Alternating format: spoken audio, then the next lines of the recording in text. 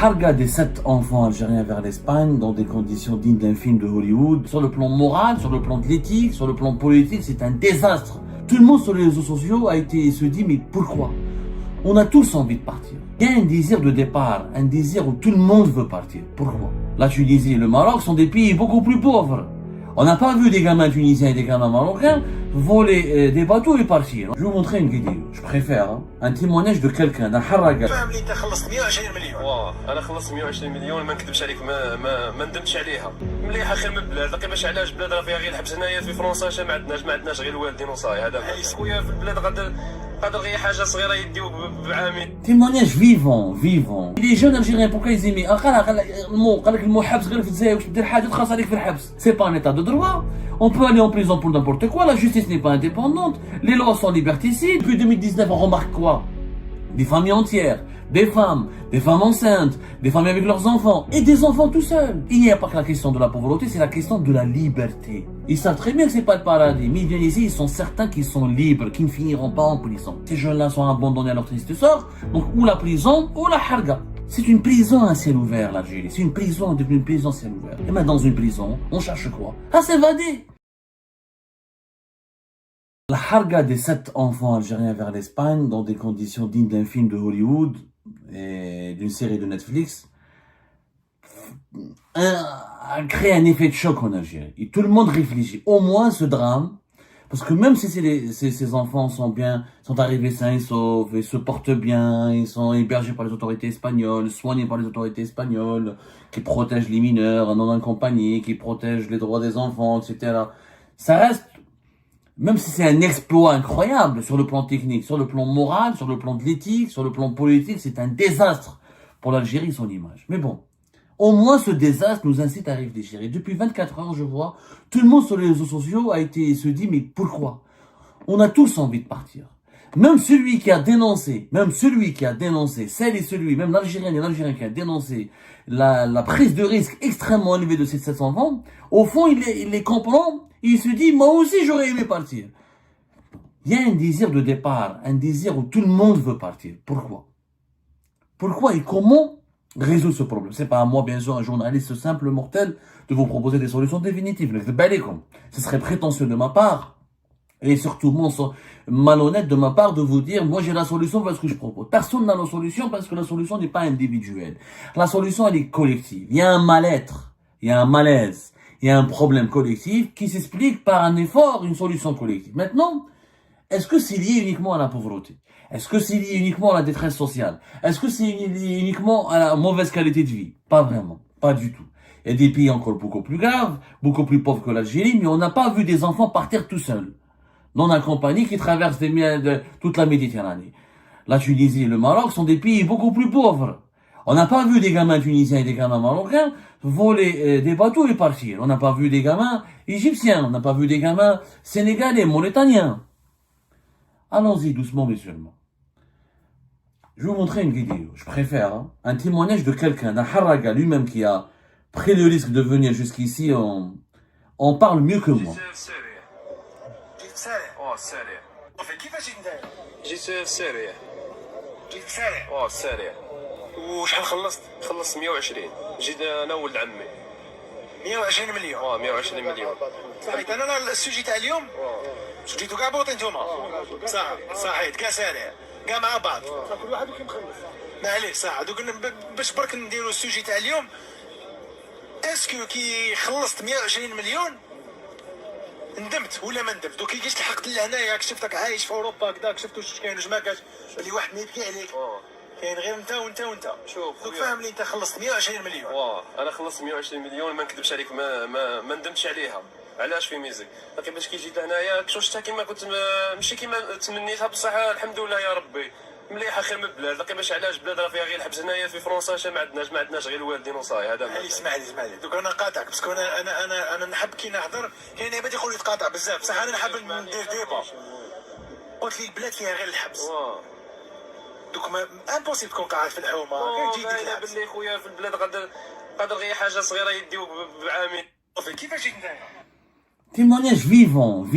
C'est un jeu. Vous savez, il y a une tendance en ce moment qui se développe sur les réseaux sociaux. Il y a des youtubeurs, des tiktokers, des facebookers, là, en France, c'est des créateurs de contenus digitaux et ils font des micro-trottoirs avec les jeunes Algériens.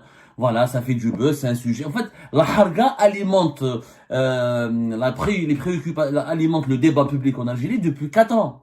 Sauf que ce débat, il est limité aux réseaux sociaux. Les médias n'en parlent pas. Parce qu'en Algérie, maintenant, il y a des instructions qui ont été communiquées par les autorités algériennes, depuis la direction générale de la communication du palais présidentiel d'El Mouradia, depuis le ministère de la communication, depuis la Kazan Andal, depuis les brigades de gendarmerie, depuis le haut commandement de l'armée. Le régime algérien interdit aux médias algériens de parler de la harga. En réalité, tout ce qui porte atteinte à l'image du pays, on n'en parle pas. Il faut juste véhiculer une image positive du pays. Les maux de la société, les fléaux de la société, il faut les ignorer. Du coup, on parle ou de la harga et des problèmes des haragas, des migrations clandestines, du parcours, des conditions, des tenants et aboutissants, du trafic d'êtres humains, de la détresse, des morts, qui est pratiquement 400 morts mis chaque année, qui meurent, des Algériens et des Algériens qui meurent en Méditerranée, que les réseaux sociaux, les youtubeurs basés à l'étranger, les journalistes indépendants basés à l'étranger ou exilés. Mais le débat existe. Ces gens-là sont plus suivis que le NTV, que Mouchtaqat et ses dérivés, que les chaînes de télévision algériennes qui sont déconnectées des préoccupations des Algériens et des Algériens. Donc c'est un témoignage d'un jeune ici en France. Il a payé 120 millions. Il est originaire de la wilaya de Tlemcen. Donc certainement il est venu depuis Razawet ou depuis Gdeyela Hollande, depuis la wilaya, des wilayas de l'ouest du pays pour rejoindre l'Espagne. Depuis l'Espagne, il est venu en France. Il a dit clairement, il a dit je ne regrette pas pourquoi. Mais à part mes parents qui me manquent, ici, j'ai la sécurité. Les jeunes Algériens, pourquoi ils aimaient n'importe quoi, pour n'importe quoi, تروح عليك في الحبس. وقالوا له الجون هذاك قال له بصح انت راك في الحومه ما كاش منها راك في الحومه يجوا يرفدوك. قالوا non si. Et c'est vrai. De 2020, 2025. Depuis la répression politique du Hirak, depuis l'instrumentalisation politique de la pandémie de la Covid-19 pour la répression des libertés publiques et individuelles, depuis l'élaboration de 2021 à 2024 d'une série de textes où tout est criminalisé. Le commerce est criminalisé, assimile la spéculation illicite, l'expression sur les réseaux sociaux, la liberté d'expression sur les réseaux sociaux est criminalisée au nom de la diffusion de fake news, critiquer Tebbo, c'est offense au président de la République ou la atteinte à sa personne, tu veux manifester, tu vas en prison, tu vas manifester pour la Palestine, tu es arrêté, bastonné, menacé ou là tu vas en prison. Les médias libres n'existent plus, Internet elle est surveillée, les arrestations sont monnaie courante, mais il a dit le jeune. Les jeunes Algériens ne respirent plus en Algérie. Tu pars en prison pour tout et n'importe quoi. Tu stockes de la pomme de terre, t'es condamné à 15 ans, un peu de tomate, t'es condamné à 10 ans, on t'attrape avec un mégot de cannabis, tu parles pour 10 ans. La répression brutale, la persécution est directement liée à l'explosion du phénomène des haragas, ou de la harga tout court. Le jeune le dit, je suis pas en sécurité en Algérie. C'est pas un état de droit. On peut aller en prison pour n'importe quoi, la justice n'est pas indépendante, les lois sont liberticides, pas de liberté publique et individuelle, donc je fais quoi? Je fuis. L'être humain qui se sent pas en sécurité dans un pays, qui n'est pas en sécurité, qui n'est pas libre dans un pays, c'est quoi? Qu'est-ce qu'il y a de plus précieux pour un être humain? C'est la liberté. C'est pas la nourriture, le logement, les voitures. C'est pas ça. C'est pas ça, c'est la liberté. Pourquoi avant 2019? Et la Méditerranée n'a pas bougé. Le climat n'a pas bougé. L'été, c'est toujours une piscine depuis les années 2000, depuis le début des années 2000, début du réchauffement climatique, même s'il s'est aggravé. Il y a de plus en plus de périodes de sécheresse. L'été est toujours chaud et la Méditerranée est toujours calme. De juillet à août jusqu'à septembre, on peut traverser pour aller en Espagne. Pourquoi avant 2019, il n'y avait pas des enfants qui partaient, des familles entières? Il y avait des haragas avant 2019. Avant la crise politique 2019, dans l'ancien régime, il y avait des haragas, il y avait des personnes qui partaient. Mais c'était des adultes, des jeunes, des gens qui cherchaient vraiment un avenir meilleur, qui étaient beaucoup de pauvres. Mais depuis 2019, on remarque quoi? Des familles entières, des femmes enceintes, des familles avec leurs enfants, et des enfants tout seuls. Et même les riches, il faut arrêter de manger. Parce que 120 millions pour payer aujourd'hui la harga, c'est pas un projet abordable pour les Awali. Attention! Quand on dit la pauvreté, oui, mais attends, il faut relativiser. Un pauvre ne peut pas faire la harga, ne peut pas immigrer clandestinement. Aujourd'hui, il y a tellement la demande, elle est forte, que les réseaux de haraga et les réseaux qui possèdent des embarcations pour emmener les haragas algériens vers l'Espagne, jusqu'au côté espagnol, ils demandent cher. 120, il y a des hargas jusqu'à 200, 250 millions, selon les périodes de l'année, selon le confort, le standing de l'embarcation, selon les conditions du départ, le nombre des passagers, la compétence ou l'expérience du guide et du capitaine. C'est minimum 100 millions. C'est-à-dire presque 5 000 euros, 4 500 euros. On n'est pas pauvre quand on a 4 500 euros. Donc ce sont des jeunes, ou qui vendent leur voiture, ou qui travaillent pour cotiser, etc., pour épargner, ou des parents qui vendent il y a des mamans qui vendent leurs bijoux, pour envoyer leurs enfants à l'étranger via la harga. Pourquoi? Parce que c'est pas uniquement la pauvreté. Parce que l'Algérie, c'est pas un pays aussi pauvre que la majorité écrasante des pays africains. Faut dire la vérité, on vit mieux en Algérie que dans la majorité écrasante des pays africains. Mais on vit pas bien par rapport aux pays qui sont les mêmes richesses que l'Algérie, qui ont les mêmes potentialités que l'Algérie. C'est ça le problème. Il n'y a pas que la question de la pauvreté, c'est la question de la liberté. Les jeunes Algériens ne se sentent pas libres chez eux. L'enfant mskin, le gamin qui a 15 ans, qui est d'une maturité extraordinaire. Il est plus conscient, plus mature que tous les hommes politiques. Dans son live sur TikTok, une sorte de conférence de presse vraiment déguisée, il a répondu aux commentaires qui l'ont provoqué, pour vous êtes partis, vous êtes des inconscients. Tous les jeunes qui partent, c'est pas parce qu'ils veulent avoir des voitures en Espagne ou là en France ou là fréquenter les femmes ou avoir des logements. Ils savent très bien que la vie ici elle est difficile. Ils le disent tous. Ils savent très bien que c'est pas le paradis. Mais ils viennent ici, ils sont certains qu'ils sont libres, qu'ils ne finiront pas en prison. C'est pour ça qu'ils viennent ici. C'est qu'ils ne finiront pas, ils savent qu'ils ne finiront pas en prison pour un commentaire sur Facebook, pour avoir critiqué un président, pour avoir exprimé une opinion, pour avoir fait participer à une manifestation, pour avoir demandé un droit social ou un droit politique. Ils ne finiront pas en prison. Il y a la sécurité d'abord et la liberté. La sécurité, il n'y a pas de guerre civile en Algérie, il n'y a plus de terrorisme, il n'y a pas de faux barrages, il n'y a pas des attentats terroristes, mais il y a une insécurité collective. La source, les Algériens se sentent en insécurité. الناس ولا تخاف تخرج برا تهضر على غزة يرفدوك ويديوك تهضر على الحراك يرفدوك ويديوك تهضر على اللوجمون لي بينوري يرفدوك ويديوك تهضر على l'inflation يرفدوك ويديوك. Pour tout et n'importe quoi, tu peux être arrêté, placé en détention. L'idéal, ce n'est pas de venir ici, c'est de se battre pour changer des choses. Mais ces jeunes-là, ils savent pas comment se battre. Il n'y a pas de parti de l'opposition. Il n'y a pas de médias libres. Il n'y a pas d'association de société civile. Il n'y a plus de Ligue algérienne de défense des droits de l'homme. Quand il n'y a plus d'espace politique, d'espace social, d'espace médiatique libre qui peut les attirer, qui peut les éduquer, qui peut les encadrer, ces jeunes-là sont abandonnés à leur triste sort. Donc, ou la prison, ou la harga. Ou tu vis dans une insécurité, la peur. Donc, la solution, c'est laisser la population algérienne respirer.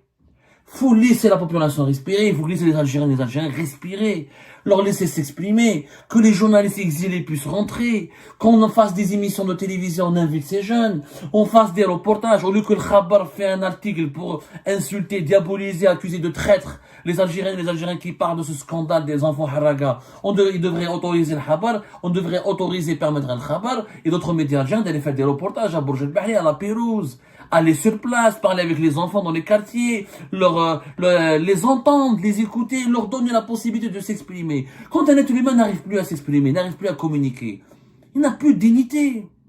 Il n'a pas de dignité. Personnellement, on l'a dans un gratte-ciel où tu me donnes tout l'or du monde et tu me dis mais tu dois fermer ta gueule, tu dois pas être libre, tu peux pas t'exprimer, on fait de toi ce qu'on veut. Je n'accepte pas. Je préfère manger de la pierre et être libre que vivre dans un pays où je peux être emprisonné pour une opinion, où je ne peux rien faire, je peux être réprimé, bastonné, condamné à mort et condamné à de longues peines de prison pour une opinion. Je suis désolé. L'être humain, il veut d'abord être le libre. Il cherche pas à avoir un gros ventre, on a mangé de la viande chaque jour, ou avoir des logements et d'être milliardaire ou être millionnaire. C'est pas vrai. On quitte d'abord son pays parce qu'on se sent en insécurité, parce qu'on ne se sent pas en liberté. Avant, les Algériens quittaient leur pays pour gagner leur pain, pour chercher des revenus supplémentaires, une meilleure qualité de vie. Ce n'est pas le cas aujourd'hui. Aujourd'hui, la priorité, c'est la sécurité et la liberté. La qualité de vie, une meilleure qualité, ça vient plus tard. C'est ce qui explique l'explosion de la harga, les nouveaux profils de plus en plus de jeunes, de plus en plus de personnes fragiles, y compris des personnes en handicap et des personnes âgées, mais hargo. Donc il y a une insécurité. Il y a une insécurité qui s'explique par la répression, la persécution, l'abus de pouvoir. Plus vous persécutez le peuple, plus l'Algérie va sa situation va se compliquer, et plus l'insécurité et l'instabilité nationale seront graves. Il faut arrêter ce genre de cette politique-là. Cette politique-là, il faut l'arrêter. La politique de la persécution, de la hogra. Ouvrez les espaces médiatiques, laissez-nous rentrer nous chez nous. On fait des médias comme on a dit Rosma fi waqt Bouteflika, qu'on a Beurre TV, qu'on a Al Jazairiya, qu'on a KBC, qu'on a des émissions, il y avait Nastah, il y avait Journal Gosto, il y avait le Watan le soir, on s'exprimait, on parlait, il y avait l'association Raj, il y avait la ADDH, il y avait des sociétés civiles, il y avait la Kabylie qui bougeait, il y avait l'Oranais qui s'amusait, il y avait des familles des familles des Haraga Anaba qui se mobilisées, qui sont sensibilisées. Aujourd'hui, on a qu'un ouelou. C'est une prison à ciel ouvert, l'Algérie. C'est une prison, devenue une prison à ciel ouvert. Et maintenant, dans une prison, on cherche quoi? À s'évader.